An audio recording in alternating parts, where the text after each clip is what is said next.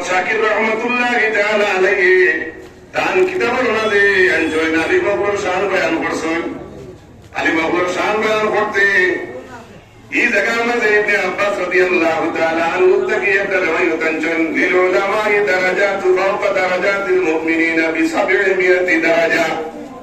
ও অঞ্চলের মাঝে একজন আলিম যদি থাকেন আর আম একজন মানুষ থাকেন, আলিমে আর আম মানুষের মাঝখানে ইবনে আব্বাসের তাফসীর ইয়ার থাকলো 700 দরজা বেশ কম।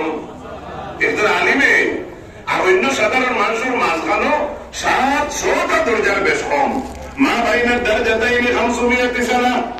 আলিম ওর 700 দরজার মাঝে একটা দরজা থেকে আরেকটা দরজার যাইতে 500 বছরের রাস্তা।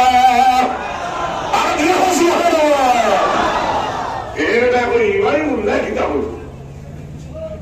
নবীজি আচ্ছা সাহাবী হলে আলিম সম্পর্কে কি বয়ান আছে? এলাকে আলিম আলিম এমনি আলিম লাম্মি আলিম না, আইন আলিম লাম্মি আলিম দিয়ে তার কথা বলছি। ইবনে আব্বাসের রায়টা আমার রায় নয়। ইউকালু আল ইলমু আফজালু মিনাল আমলি বিখামসাতি আওজুহি। আল ইলমু আফজালু মিনাল আমলি, ইলম আমলের চাইতে 5টা জিনিসে বড়। সুবহানাল্লাহ।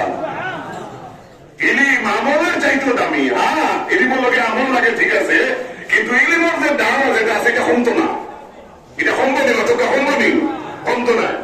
আল্লাহ আল ইলমু বিগাইরি আমলিন ইয়াকুনু ওয়াল আমালু বিগাইরি ইলমিন লা ইয়াকুনু।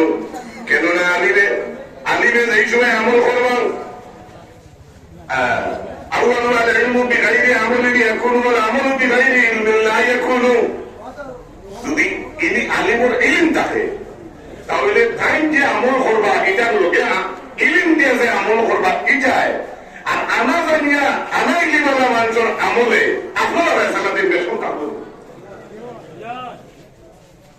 পরের দিন এই আবার ওই আর বেশন থাকবো নি ভাই আতকা। হ্যাঁ, আমরা এটা বিশ্বাস করি, কিন্তু আলিম হলের মজলিস আজকে বেশিরভাগ আমরা এটা বিশ্বাস করি। আমরা বাবা চাচা দাদা